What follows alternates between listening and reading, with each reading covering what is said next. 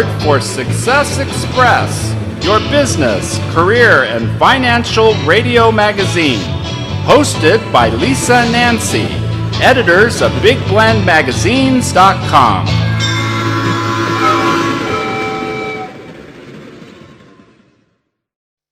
Hey everybody, welcome to Big Blend Radio Success Express Business and Career Show. Today we're excited to welcome award-winning 30-year serial entrepreneur and lawyer, so don't mess with us, right? We've got David J. Muchow joining us, and he's joining us to talk about his new book. This is so exciting because there's so many startups happening across the country right now, and all generations doing them, not just the younger, but everyone's starting. They're maybe moving away from companies. During COVID, we've seen a big shift. And this is why we're very excited to have him on the show, because he's written a really fun business book, and we need fun in business. Otherwise, why do it? It is called The 7 Secret Keys to Startup Success, What You Need to Know to Win. And I encourage you to go to his website, David-Muchow, Author.com, and I hope I'm saying his last name correctly. I've been prepping for this all afternoon, but it's David for David, and then it's Muchow Author.com. So welcome, David. How are you? Well, I'm doing great, Lisa. Thank you so much for having me on your show. And did I get your last name correct? This is important stuff here. The easy way to remember is it rhymes with stucco. Stucco. All right. Right. So now, does Stucco know Scooter? That's what I want to know. Well, I'm not sure, but he's going to have more adventures, so we'll just find out. Okay, so everyone needs to know about Professor Scooter McGee, and even that you named it McGee. Seriously, like I got the giggles. Sarah, I did. This is something that you don't see in a business book especially when you start getting into all the legalese. And we even have a running thing about what are they talking about on court cases? What are they talking about objection? What does that really mean? But you've got legalese in here and things we need to know. But you're like the doctor that gives us lollipops when we go visit. Thank you. I love the analogy. Well, don't you want a lollipop? Come on. If you're going to have to go to the doctor, someone's going to give you something nice, especially the dentist should give us all chocolate, right? That's right, what I say. For sure. But for really getting into the brass tacks, it's your brain needs a reprieve. You need to be able to get the information you need, which you definitely do, but also have some, chill out time. And you've done that in the book. And we'll talk about that. But the secret keys to startup success. Do you think that, Nancy and I were talking about how, startups are going up. Do you see that happening over the next 2 to 3 years? This inflation of startups, not inflation of the economy. Hopefully not anymore of that. Well, there always are a pretty good number of startups. I think what you're seeing is, even at the high school level, you're seeing more and more classes for it.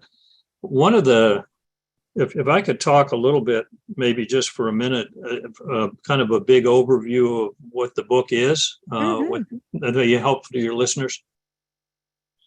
Sure, go ahead. So why I wrote this book was because I've worked with hundreds and hundreds of startups and other businesses, all the way up to Fortune 500s, and taken ideas from all the way to over $1 billion.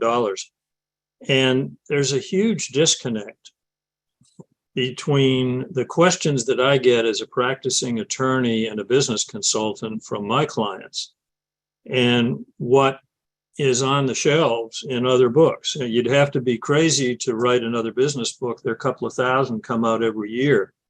So what I found, though, was that the things that you really need to know what to do and what not to do are just not out there. The practical things, like the questions I get are, should I incorporate in Delaware? How do I protect my intellectual property?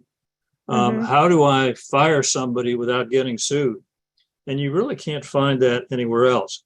The other reason why I wrote the book was there is a hidden $1 trillion economic problem in this country. And that is that 8 out of 10 startups fail. Now, we don't know the exact number. Nobody does. But it's something like that.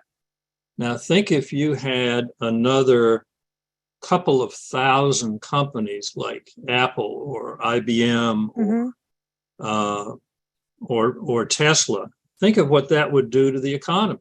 It would just be tremendous. So we've got this hole in the boat in our economy that nobody's paid much attention to. And so part of the book also talks about the macro impact of the failure of startups and how we need to have a federal program to make sure that we give a lot more ways to get startups so they can go from an idea to actual commercialization within months and not years. But, the idea, therefore, so what I wrote was I tried to make this the most practical and comprehensive business and legal book for startups and for growing businesses, not just for startups, because all companies have problems with management and intellectual property and risk management and so forth. It's available, on Amazon and bookstores and so forth. Think of it as kind of a rich dad, poor dad for startups. Exactly. And as you said, to make it more fun, I've structured these chapters, which are on subjects like how do you plan your business, how do you manage your risks, how do you protect your intellectual property, how do you be a better manager of personnel, how do you raise money, which is always the big issue, how do you market better, and how do you control yourself so you don't go crazy because you're going 24/7, and what does that do to your relationships and so forth. So that stuff is sort of the business and legal part. But I think of this book as like an Oreo cookie in its structure. So you got those kinds of chapters, and then in between is a sweet filling, which is an adventure story of a Georgetown professor who's imaginary.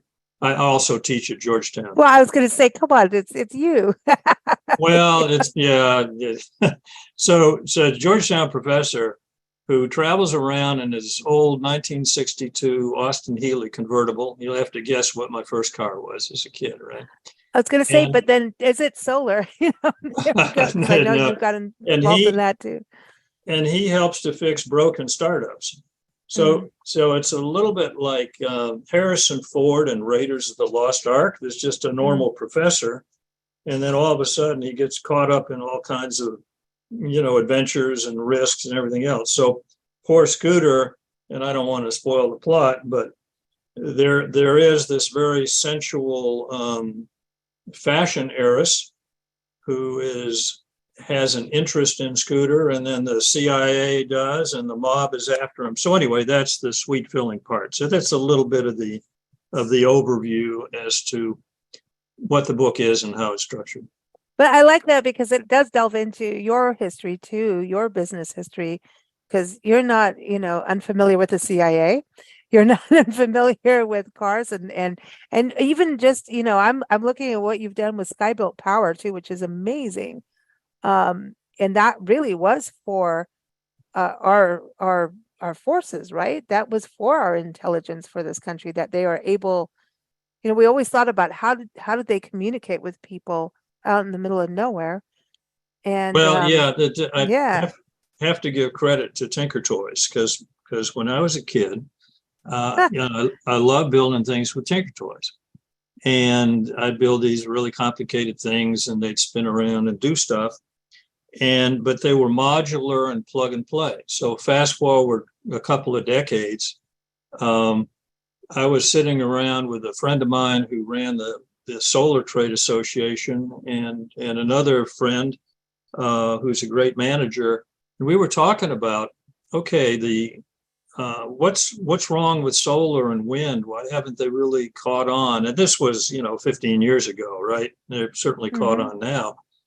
But it was all too complicated. So we started thinking about what could you build with an easy button that would provide virtually unlimited power, no fuel, and be easily transportable. So we got small wind turbines, solar, freight container, which is the most shippable thing in the world. And we put it all together. And along came the Iraq war was going on. And the big problem the Army had was that they were hauling a huge amount of diesel in convoys out to forward operating bases. And for every 25 convoys, one American soldier was killed from IEDs, these explosive devices hidden in the roads. Yeah. And so if you could eliminate the need for fuel in remote bases, you could save lives. And it would be more reliable because you wouldn't have to have any fuel. And it's either the wind or the sun's going to be there most days. And so you'd have enough power. So I give Tinker Toys a lot of credit, because what we did was basically took the same concept and put it into something, more substantial for the CIA and Army and Air Force and so forth. That's amazing. And even as we're recording tonight, we're doing a whole we do a first Monday show, military Monday show. And it's, we really get into all of how does it work? How does the military machine work to do exactly what you're talking about? How are those tools of the trade helping our soldiers, men and women, and even, not just in combat, but also in the hospitals and things like that. So I think it's amazing. And it's amazing, the whole solar part. But one thing you just said was simplify it down. Things get, that's something in a startup, right? Is your message clear? Is your idea going to be stolen? Something you talk about in the book. If your message isn't clear, are you going to get the investors? How are we going to show them how to give you money? And you talk about the finances, which, when it's a startup, I don't care how big or small, you need that bump. You need to be able to have that buffer zone to be able to weather the startup, because things happen. Production issues happen. I mean, even right now, look at COVID, and then the whole, issue of getting parts and the issues we're facing still to this day, post-COVID, even though we still have COVID around, but we have manufacturing problems at this point, even with cars. So you do need to have that cash flow. And from what we've learned over the years and in all the interviews we've done and running the magazine, is cash flow is king. And if you don't have the cash flow, and you need to be able to sell it. And isn't your messaging really important to be able to get those investors on board? Well, no, absolutely. And one of the things that the startups typically don't do so well, let me back up a little bit. One of the challenges for a startup is that usually folks doing a startup are very passionate and very motivated. I always get a kick out of the fact when I see these, management books about motivation and how do you get more motivated. I've never met a startup person who is not heavily motivated, right? I know. It's like, oh, you got to, who's going to make your bed, right? Like, get over it. We're already rolling at 4 a.m. So you start out as really being good in, let's say, writing code or, restaurants or whatever. And you're sort of like the person who plays drums in an orchestra, and you're really, really good at drums. So you start thinking you're pretty good at everything. And you're not looking at the holes in the Swiss cheese that all of us are, where we've got some gaps in what we really know how to do well. And now you're the orchestra leader, and you got to do everything well, right? You're drinking from a fire hose. You got finance and marketing, personnel issues, and you also have to develop a product or a service.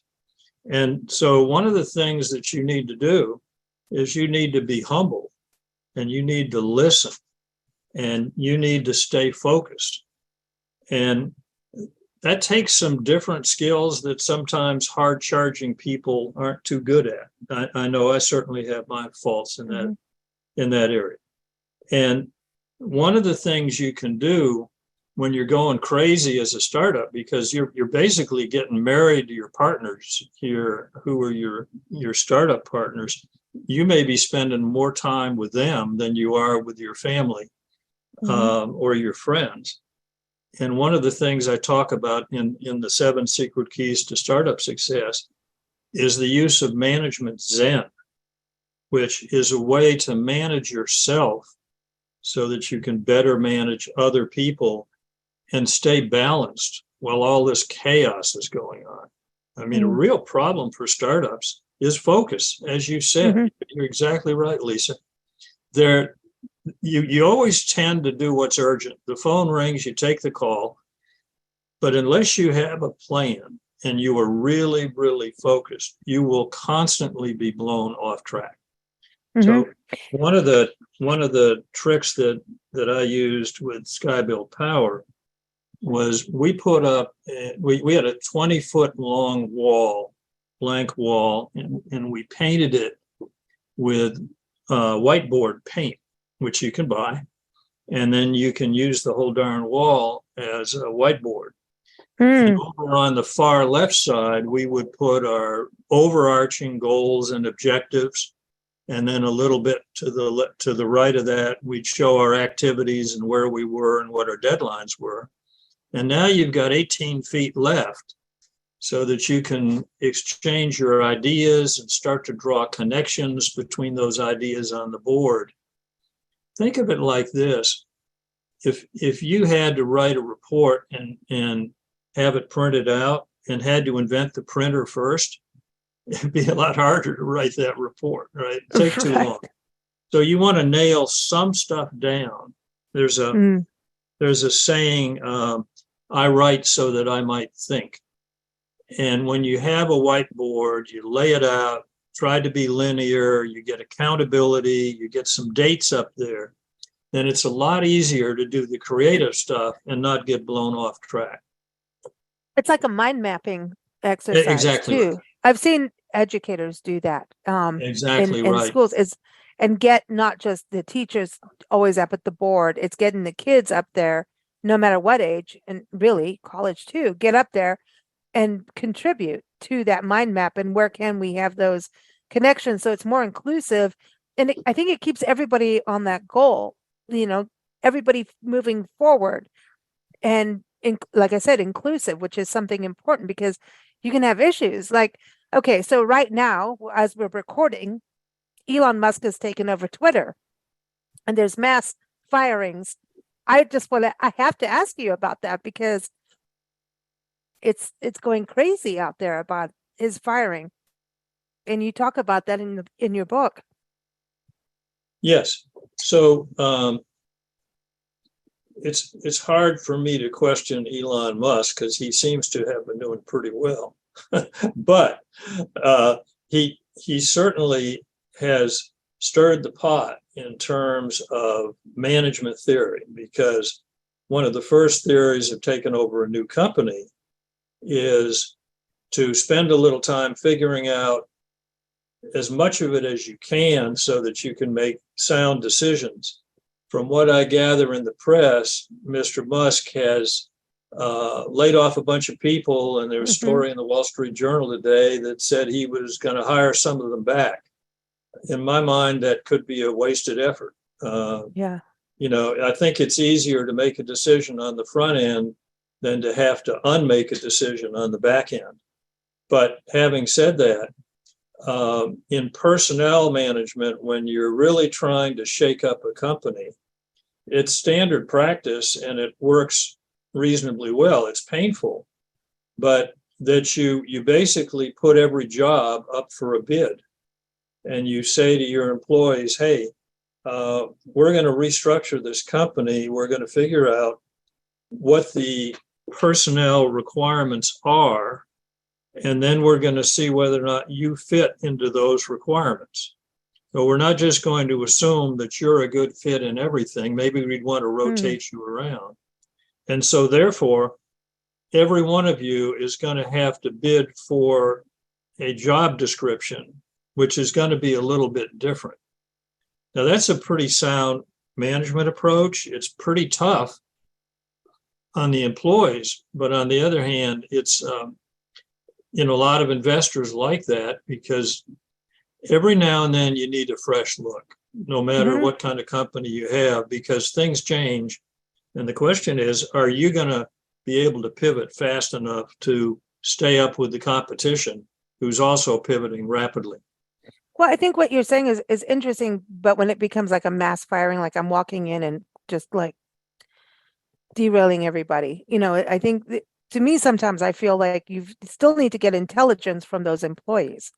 Like who Absolutely. are they? Who are they have the clients, and if you're not, I mean, they could run off with your clients when you've bought, and maybe you didn't know about it and you didn't have it set up. And you talk about this intelligence part, which I think is, you've got to look at contracts when you hire people. What happens? So when you're a startup, you may go in, you make some really good points in the book about you may have this great idea to manufacture something and create this, but do you want to just keep manufacturing, doing new products and sell that? Or do you want to run the company, right?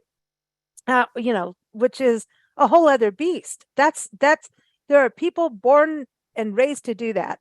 And there are people born and raised to create things. You talk about Thomas Edison in the book too, and that he had to go and get funds. And we always forget about that. He had to be a there's no way you can't be a salesperson in business, period. I don't care what you do. You're a salesperson. I'm sorry. Even lawyers are some of the best salespeople I know, right? So that's all important. But, running a company is a whole other deal. But when you look at intelligence of knowing clients, and if you don't set it up properly and then you sell, the person who buys a company could lose it if those contracts weren't right with the employees, right? So that's what I'm trying to say. Like going back to Twitter, I don't know what the contracts were at all. I have no clue. All I know is you hear headlines of mass firings. He walks in, he fires everybody.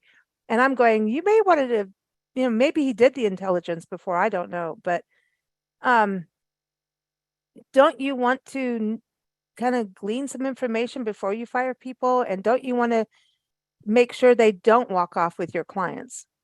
Maybe not Yes. talking about Yeah. Twitter in general, Yeah. The short answer is that's the usual way to do things. I will point out legally, there is an advantage of a more efficient advantage if you say you're restructuring a company and therefore you're abolishing all the positions and starting over clean.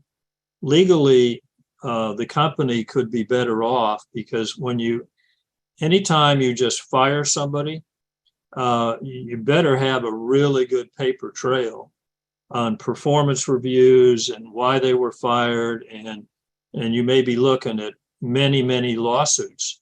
So I could see where his lawyers might have said to him, look, the company needs restructuring. If you're going to do it, here's the most efficient way to do it with the least amount of legal exposure. And that I have no way of knowing whether that played into his decision, but he certainly got everybody's attention. In terms of management, let me just mention one other approach that I think is interesting. Thomas Edison, there are not many Thomas Edisons. He could do everything.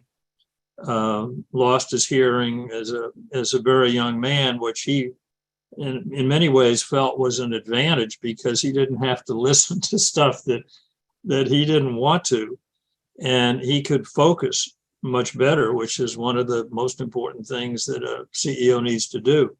But he had a management style where he would, if any of your listeners ever get a chance to go to New Jersey and go to I think it's called Edison National Park or something like that. Oh, now you're talking our language here. It is amazing. And one of the things that he did, he would walk around and almost every day and talk to his employees and say, hey, what are you working on? Have you tried this? Have you tried that? Maybe you ought to try this. And as a result of that, he was extremely knowledgeable in the nuts and bolts of everything the company was doing. Exactly the opposite of the Elon Musk approach, which is, I don't know all the nuts and bolts, or maybe he does. I don't mean to say he doesn't, but I don't know how deep down he could have gotten when he's running these other companies as well. And so Edison was once asked by a reporter after he was very successful. He was asked, don't you consider yourself a failure because it took you 1,000 tries, 1,000 failures to invent the light bulb? And he said, no, not at all. I invented the light bulb and it required 1,000 steps. It's one of my favorite quotes, by the way. Yeah, I love that. And you know, that's obviously a paraphrase. but the point is important. He really knew his business and built great loyalty with his employees because of that walk around. And understanding failure leads to success. Well, failure is a form of success. I'm going to get pretty extreme on this. I'm going to say there's no such thing as failure. I agree. And that failure is the way that your business shows you how not to go. And rather than to, you know, one of the big threats of any company is you feel like you're doing pretty good. And maybe your gross sales. You get 2 minutes. You had a really good sale. You get 2 minutes. Go have a cocktail and get over it because tomorrow it's a new day. I'm just gonna say that, right? Yeah. Are we allowed to do that? That's it. Yeah. I'm serious. It changes so fast. No, absolutely. So it's important to stay close to your personnel, that you listen to them, that you explain to them your thinking and where you are, what you're doing, because you're looking to get that extra 20% out of it. Most people will give you 60, 70, 80%. But if you want to get any more performance, you're going to have to build some loyalty and you're going to have to show leadership. You manage companies, but you lead people.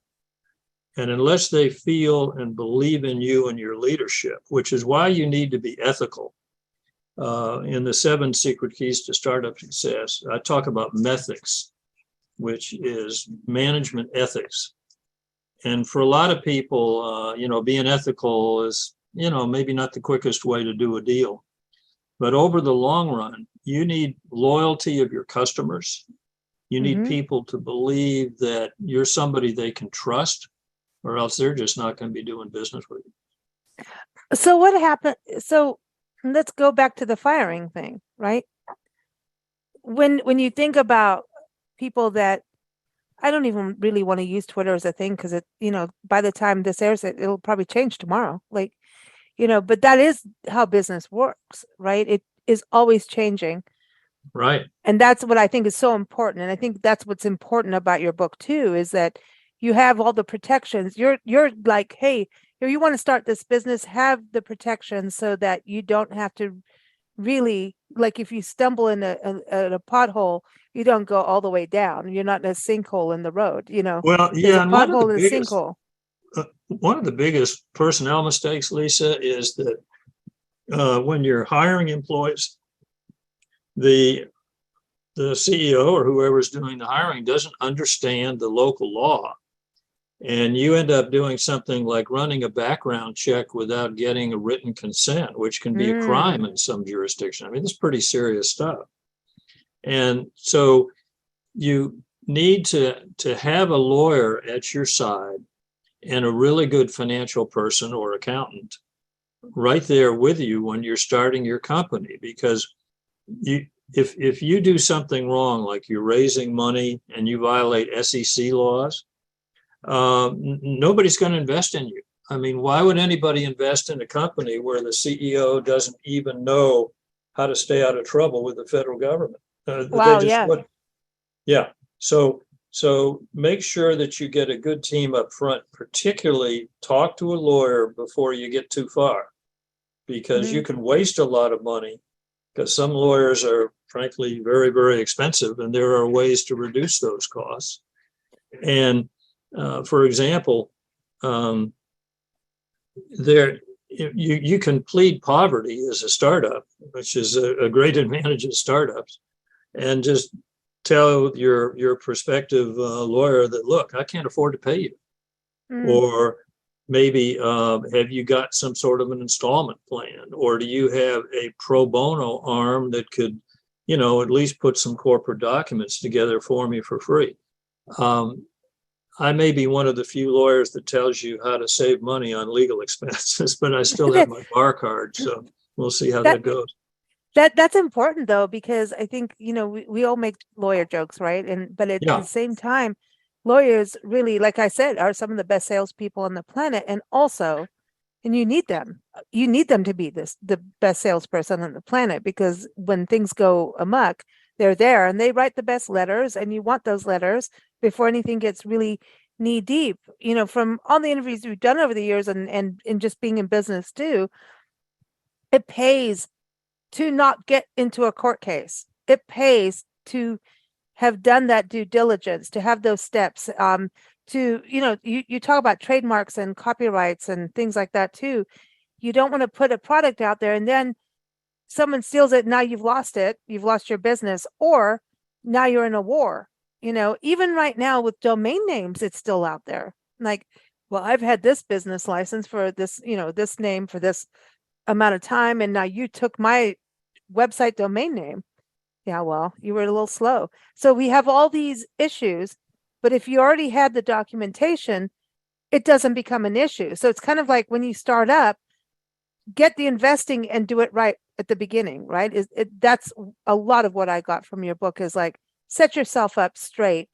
So when the doo-doo does fly, you don't need as big of a swatter. Well, in the 7 Secret Keys, it's filled with tips and charts and legal information and model forms and so forth so that you have an understanding. Mm-hmm. And there's a list of the 10 basic steps that you do as a startup, so you don't miss anything on the front end, because when you miss it, you could make a fatal mistake. It's not that you're stupid or whatever. You just don't know what mm-hmm. to do and not to do. Think of it like this. When I first learned how to snow ski, I don't know if they still do it this way or not, but they took, the instructor took us up to the bunny slope and said, let me tell you what not to do. Don't point your skis parallel downhill or you will be there, right? And you got to learn how to fall. And the same thing is true in business. The things that you need to know not to do are just as important as what to do. And in fact, they're so dangerous that you really need to get that solid advice on the front end. David, you started to sound like Nancy, my mom. She's always telling me, this is what you don't want to do. You can mess around here, but don't do this. And then what do? As kids, we step into that zone, and then you go, oh, that really wasn't the right thing. But your book, that's what I really love about it. Again, everyone, the 7 Secret Keys to Startup Success. So many people are doing startups, getting involved, have really good ideas, but they're going out and having to get these, they have to raise funds. They may have this amazing idea, but especially when it comes into manufacturing, or if you're going in the food industry, oh my God, you have got, or the wine industry or something like that, you have, or kids' toys. Like, think about all the legal things that happen with a kid's toy. Like, all right, you've got to really think it out, because is it safe? Is it this? Is it that? But then you've got to think about trademarking it, making sure someone doesn't steal your idea. There are so many things to do. And I don't want people to not follow their dream, but go get the investing. So I feel like if people got the investing from the right people and stayed true and had integrity in their dream and mission, that would help them instead of going out blindly. So your book really details everything of what they need to do, but are there legal ramifications? And I know you detail this in there. When you start playing crowdsource, GoFundMe for my business, and I've seen companies do it, like publicly doing it and going in, hey, we've done this first manufacturer round and now we need to do this. Are there legal ramifications if you don't fulfill what you said you're going to do when you do this kind of crowdsourcing for funds? Well, one of the interesting things about having an offering memo, which is the memo that you use to say that you're raising money and here's what your project is and so forth, is the more bad news and scary things you put in there, the better. Because then if something goes wrong, the investor can't say, well, I didn't know that was a risk, right? You failed to inform me. So the scarier that your offering memo is, actually the more legally protected the company is. But let me back up a little bit besides just the legal side. And, obviously you should have a lawyer before you go out and raise money, because there's kind of a myth that, well, it's just friends and family. I just got money from my grandmother in California. Well, take a look at the law in California and see what it says about whether or not you need to register before you start raising money among California citizens. That's the kind of practical thing that you need to have your lawyer check out. But on the business side, one of the things that I see all the time, and when I teach my students at Georgetown, about a profit and loss statement and working on a 3 to 5 year budget for your company as part of your business plan. And they often miss this. They don't think about how big some of these expenses really are. Most P&Ls probably underestimate the cost of getting a patent or their accounting costs or filing documents and so forth. And so one of the things that you need to do on the business side is get a good profit and loss statement that really identifies all your expenses and make sure you don't overestimate your income.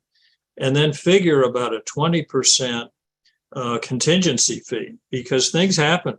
You cannot predict what's going to happen 6 months from now. Nobody can. So figure out how much money do you need and get that as good as you can get it. And there are kind of two ways to look at this. One is, well, I want to raise more money than I need to be safe. Right. And the argument there is you should have 12 to 18 months worth of runway and raise enough money so you're not always worried about money, because when you are, you're going to make wrong decisions that are strictly based on money and not other good business factors. That's where you start to lose your integrity too. Well, that's true, because you'll do anything to get that money. And then on the other side, don't raise too much money. Some investors and venture capital firms and so forth, although they're usually not at the startup level, they're fee-based. So they may want to throw more money at you than you need because they get a bigger fee and they're going to take a bigger chunk of your equity. So you need to protect yourself from that and really figure out exactly how much you need and when, and always be looking 6 to 9 months ahead as to what you're going to need in terms of more money, because it takes a lot longer to raise money than you can imagine. It does. And because you have to, and it's, I think, hard as a startup because you have a great idea. And I think even what you're saying, like, put all the scary details in there. And that's a very hard thing for someone who has a great idea going, I don't want to tell them all that, and I don't want to think about that. You know what I mean? But you're reality based, and that has to happen. And I think when you get those right people investing in you that know the scary details, then you've got the right people that are along for the journey, not just for a road. That's an excellent point, Lisa, because when you're dealing with friends and family, here's the problem. There's a lot. No matter how many times you tell them, hey, only put your money in, this is like gambling money, be prepared to lose it all. If you lose it all, it's pretty darn awkward. And your it's friends awkward. And family. Yeah. I mean, I obviously Nancy and I, we're family, but like, we're in it 100% together and have been doing it for almost 3 decades, right? It's different. But when you do take family money, things get, you could not have Thanksgiving. You cannot have Christmas after that. You know what I mean? It can ruin so much if you, it's a weird thing, and it's like, I've had so many business coaches and people come on a show and say, first thing is, oh, you're going to do something and you want to start, go to your friends and family first, go contact them first of everything. And Nancy and I go, that's the worst thing you could do sometimes. You know what I mean? Because if you screw up, you're screwing up an entire community, really. in a Well, an way. entire personal relationship. You're kind of mixing, Yeah. personal things and business don't mix too well, a little bit like oil and water. So when you have a sophisticated investor who understands there's only a 20% chance this thing's going to work, and those are the average numbers, then they have enough money so it doesn't bother them so much. And number two, they understand really on the front end how these things work. You're And right. they have information too. Don't they come to the table with, Well, hey, they're some helpful. lessons we've learned. Yeah. So there's lots of different kinds of money. It's not just money. There's spiderweb money, I call it, where somebody gives you money, but there are conditions with it, and that's what you don't want.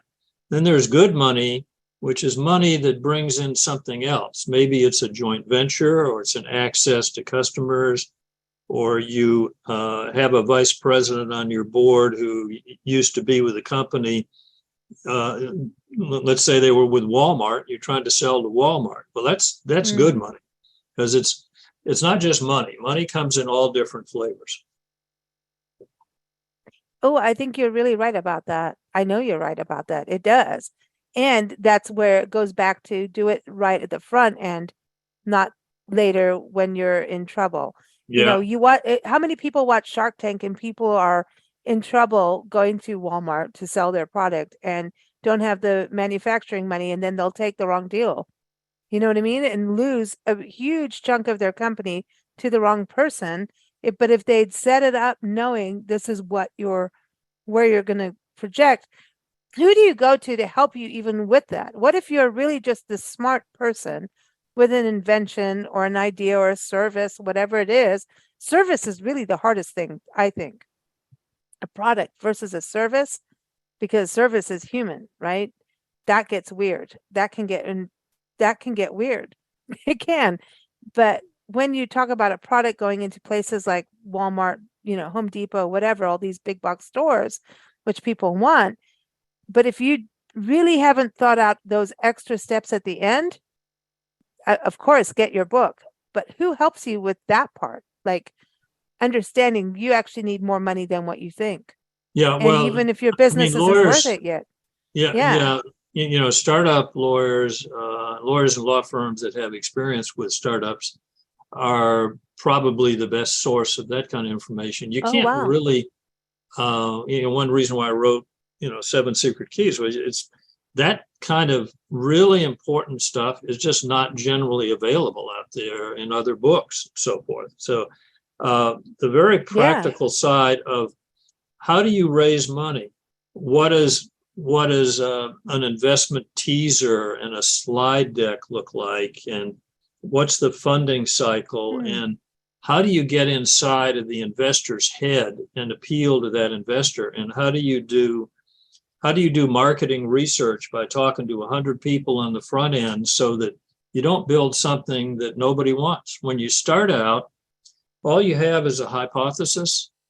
You think you know what your product or service is, and you think you know who your customer is. And fast forward 6 months, it could be totally different. And that's just the way it evolves. And if you put too much money in going down one path too early, you probably lose it.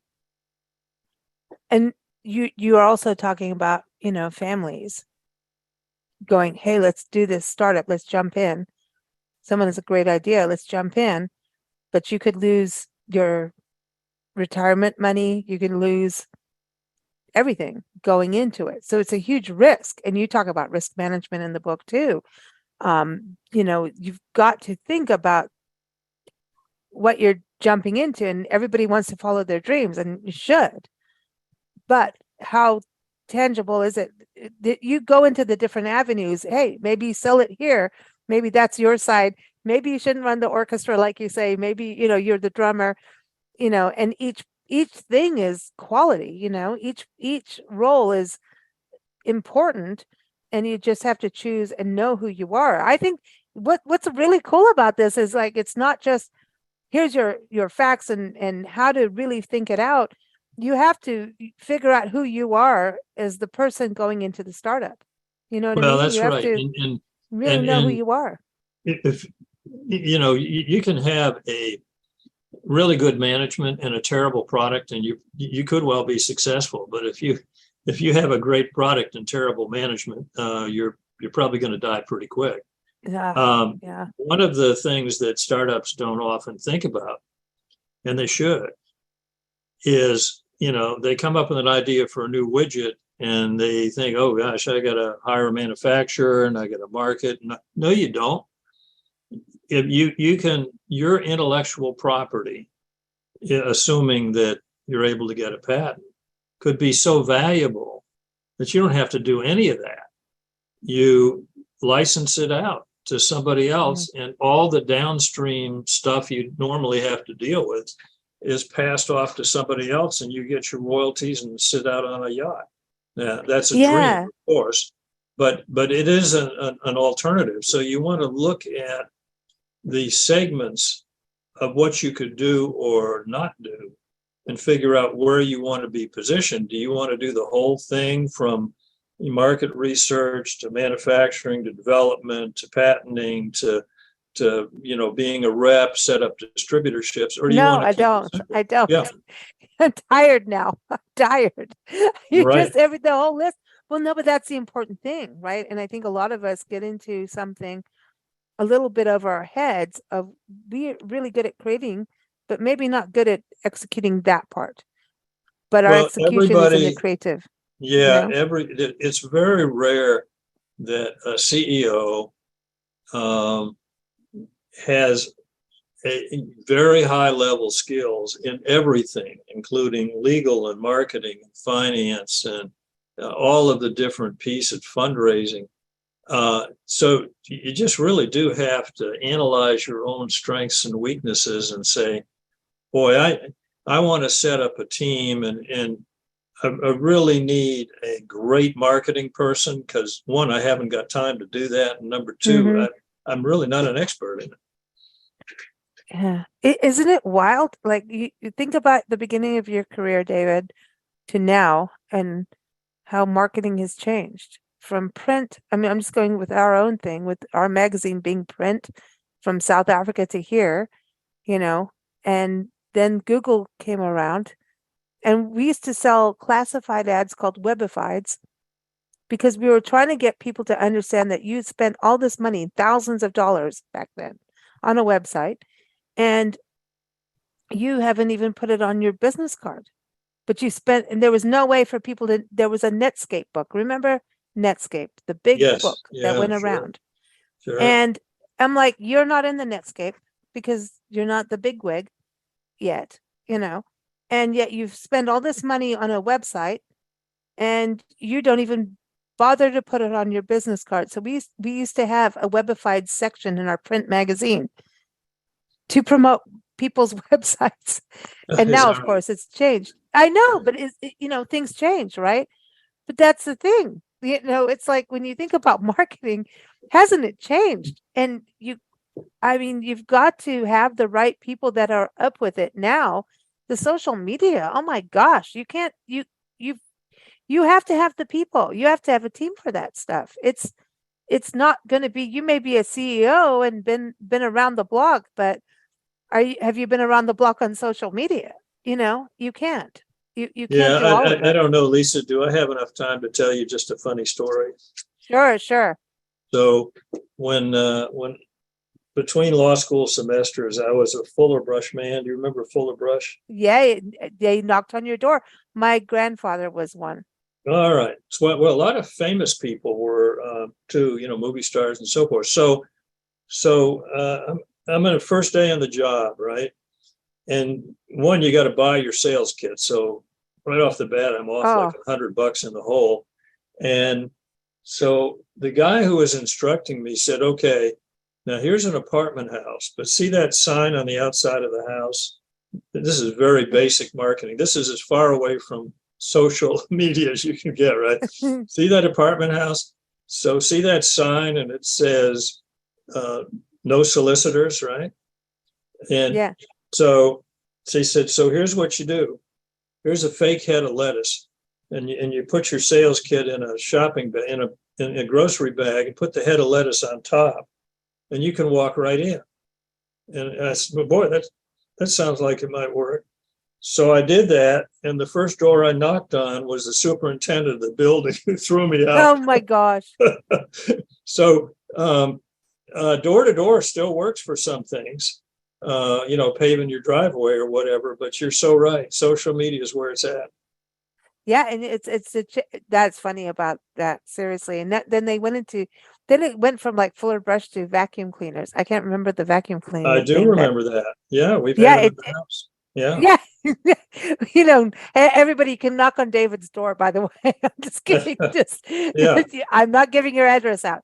But Thank you. no, but it has changed over the years. And I think that's where businesses sometimes either really go with it or not. And it is about, like, again, you need the cash flow for advertising and marketing. You have to. You can't have a business without that. I'm just saying, everybody call me. You can call me. You can come to my house, but I travel full time, but you can call me. But but honestly, that's an important part of this. You cannot start up, have a product and not market it and get it out there. That's part of your fundraising is for that. So I appreciate that. And I appreciate your book. Really. I love it. I don't think anybody who is in business and an entrepreneur or in management or in something that's starting up and new isn't going to enjoy it, and anybody in business is going to just enjoy it because it's a refresher course and it's fun. That's the thing. So everyone, again, the book is The 7 Secret Keys to Startup Success, What You Need to Know to Win. And we all want to be winners. I want to be an Oscar Mayer winner. So check it out. It's by David J. Muchow, and that is Muchow. So keep up with him on his website, davidmuchowauthor.com. Go get the book. Thank you so much for joining us, David. It's been a true pleasure. My pleasure, Lisa. Thanks so much for having me, and good luck to all of those entrepreneurs out there. Heck yeah. Let's go get them, boys and girls.